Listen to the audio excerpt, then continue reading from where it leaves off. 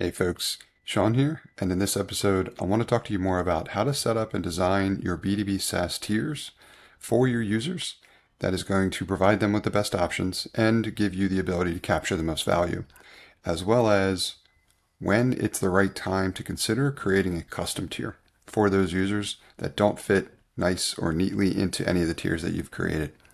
So in the beginning, you're probably thinking that you need to design different tiers that have different access to features or functionality that your users may want and are expected to pay a premium for if they're going to need that functionality. However, this is hard to do in the beginning because you haven't had the opportunity to validate precisely what those differences should be.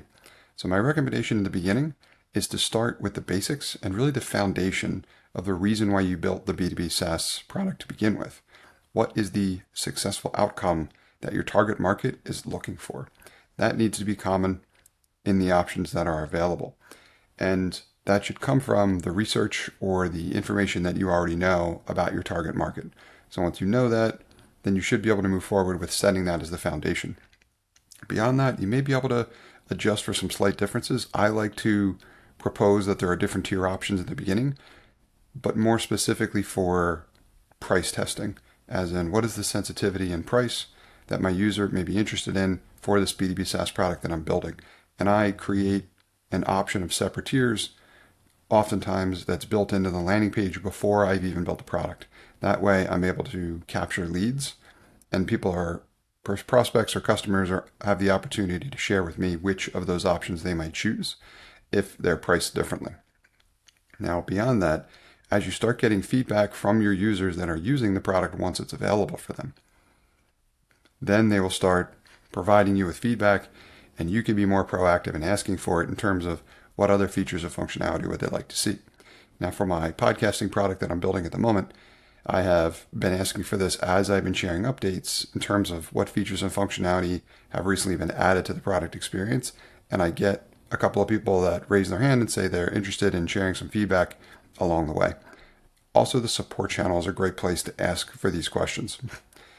If you get some feedback through there, that can be really helpful as well in terms of what other functionality may be valuable.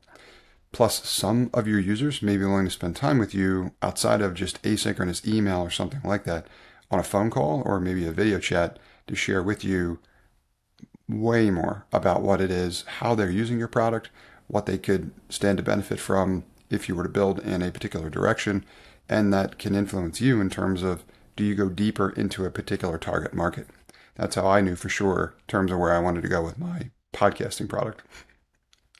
Last thing I want to mention, and I'm going to talk more about this in future episodes too, is even after you have the kind of data you need to better understand what the tiers are that you should create, and that will become clearer over time and you can continue to add to it, there may be users who are asking for functionality beyond what those options provide.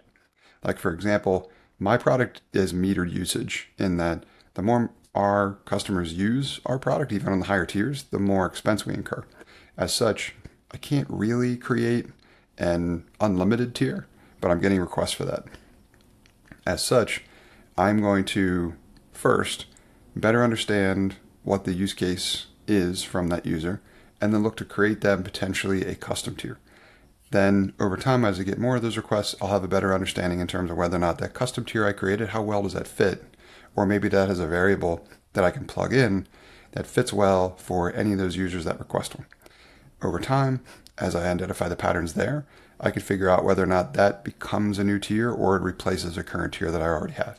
So that's what I recommend, to stay lean as part of this process, to make sure that you're not going too far or building a ton of functionality into your product to try to meet all of the use cases under the sun, because you're going to be pulled in multiple directions in the beginning. So one of the keys is to keep it simple. That keeps your development costs lower. That helps you ship more into the product faster and will help you grow and achieve kind of the milestones that you're looking for more quickly.